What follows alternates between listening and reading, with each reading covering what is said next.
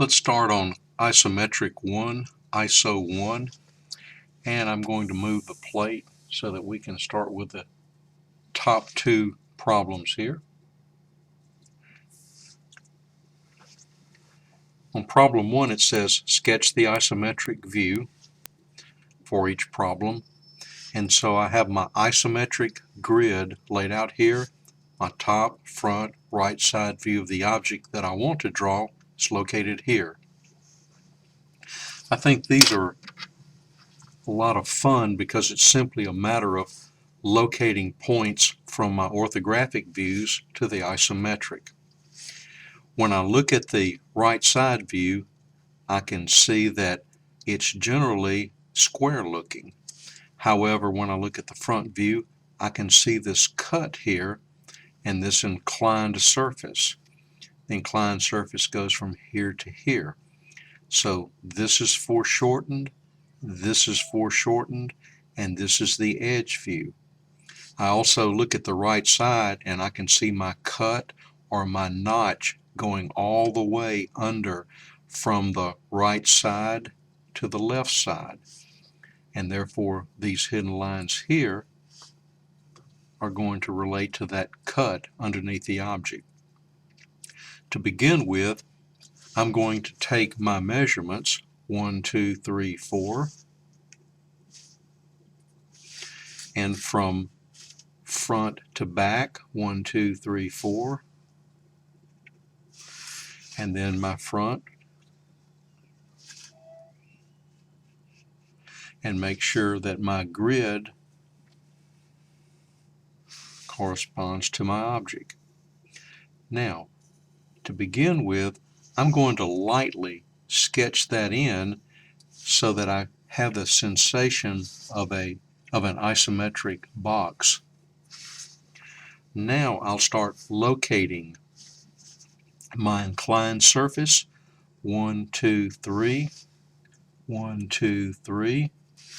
And if you move from the front to the back of the object in terms of depth, 1, 2, 3, 1, 2, 3.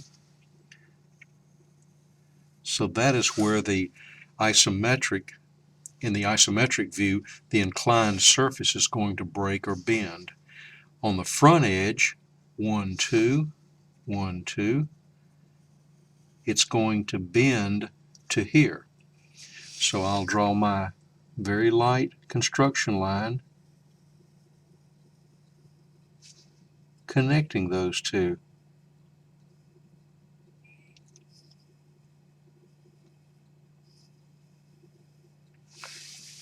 Now, that is my inclined surface. The other thing that I need to add is my cut going from from right to left. In the right view, it's over 1, up 1, and over 2. Over 1, up 1, over 2. And there's my notch going through. Now, with that done, I'll simply go back and draw my visible lines.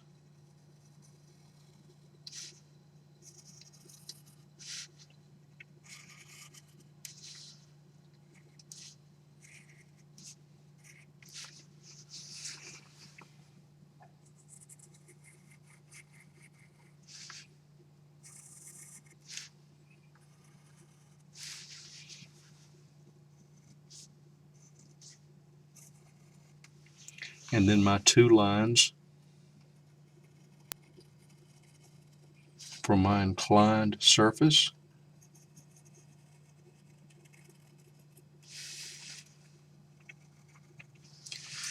And now I'm completely through, except for one line where this edge goes back from this corner.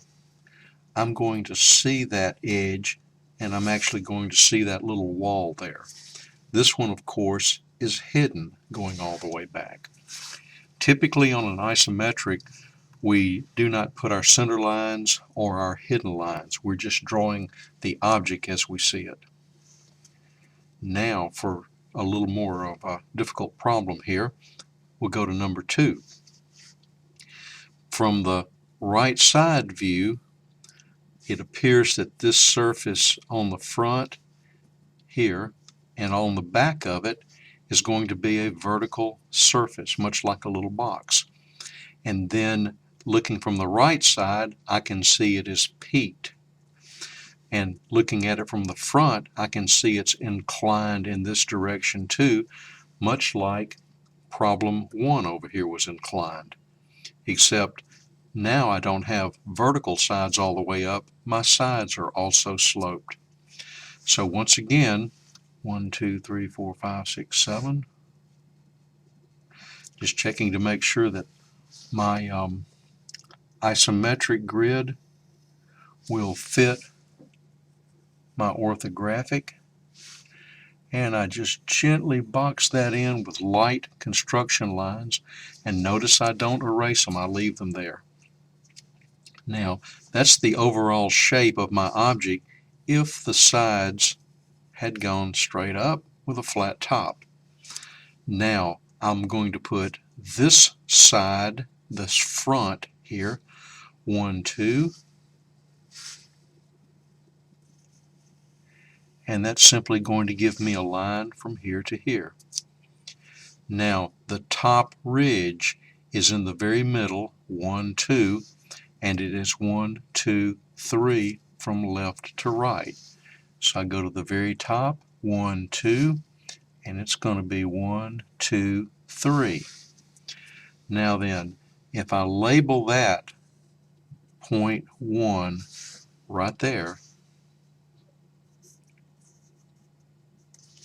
then this point here becomes point 1 in the top view. If this corner here, if I label it 2,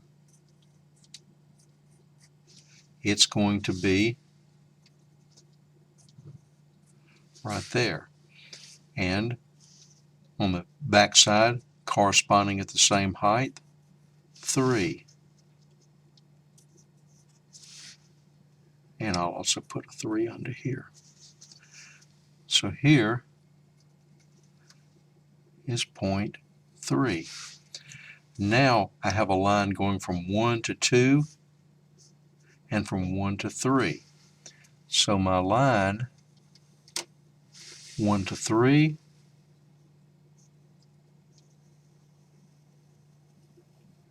1 to 2.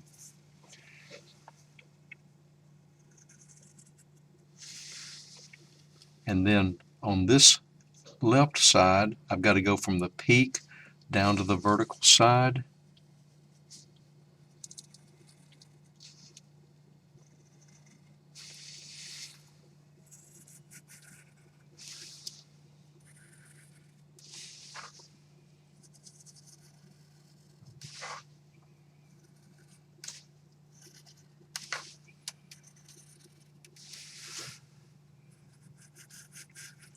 I add my visible lines, and there I have the isometric for problem 2.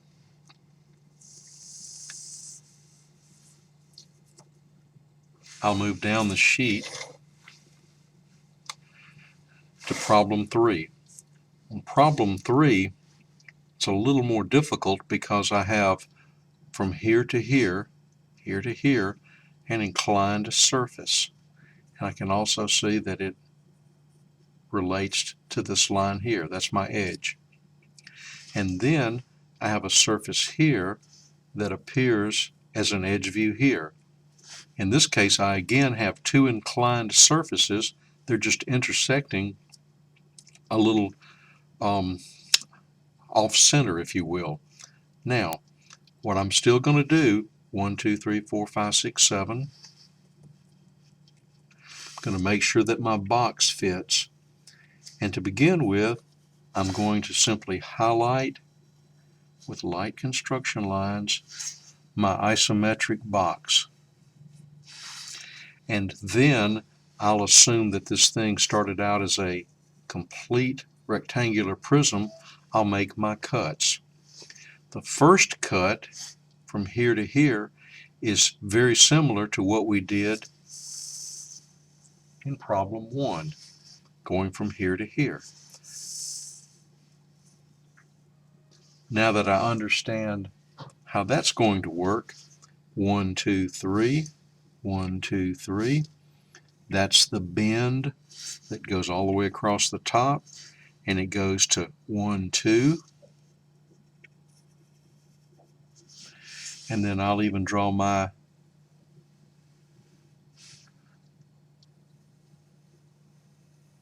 inclined lines.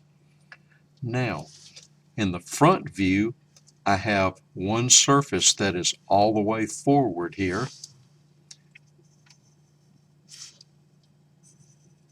and that is it right here. I'll call that surface A. Now, surface B is this one here. And if you notice, in the top view, I'm seeing it as an edge view, and so it's going to appear as a line in the top view. And it is going from this corner here, I'll put a little dot right there, that corner there on A, up to here, which is here, which is here. Now, in the top view, looking down on the ground, I can see it's 1, 2. On the ground, 1, 2. So it projects straight up from there. Now, don't be confused by the isometric grid because it looks like it's 1, 2, 3. But see, I don't want to measure on my inclined lines or my diagonal lines because here it appears as 2. What I want to do is follow the isometric grid. So it's 1, 2, 1, 2, and then down. So that's where the intersection occurs. So here is my line across, and here's my connection. A little distinction there about where those measurements are coming from, very important. Remember, I don't measure on diagonals with isometric. I just measure on my isometric grid. Well, I could do that line a little better. There we go. And as I draw my visible lines, the other thing I notice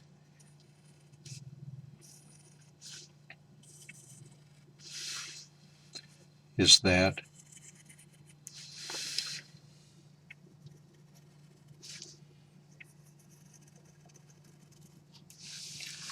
my lines that are parallel in the orthographic, for instance, side to side, side to side, top to bottom, side to side. Lines that are parallel in the orthographic are going to be parallel in the isometric. Notice on surface B, the rule applies. This line and this line are not parallel, and therefore in the isometric, they do not appear to be parallel. Now, in this problem, we learned that by counting and putting our lines in and then cutting away what we want to remove, we can draw an isometric very easily and very quickly. In problem 4, instead of an inclined surface, obviously I have an oblique surface. It does not appear as an edge view anywhere. So what we'll do, we're going to assume that our grid is consistent.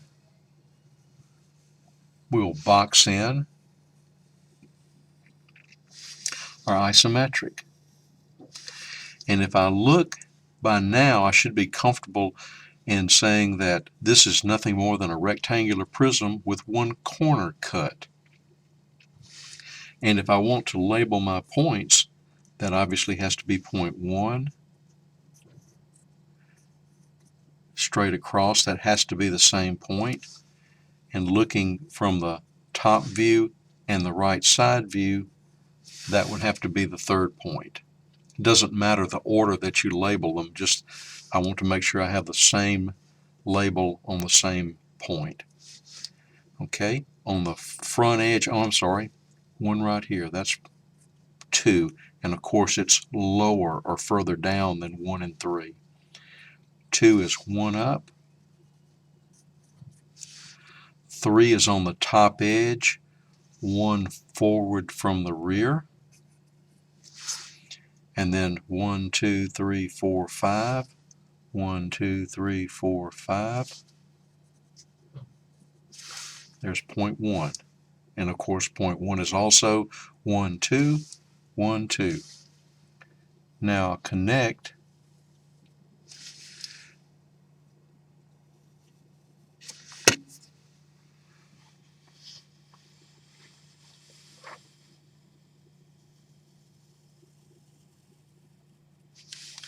and there's my oblique cut. Now I'll go back,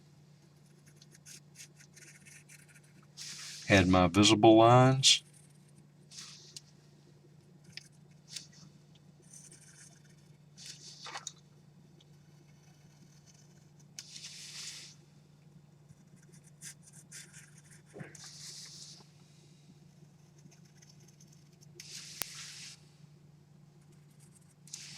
and I can see this is the way my rectangular prism began before I made that oblique cut.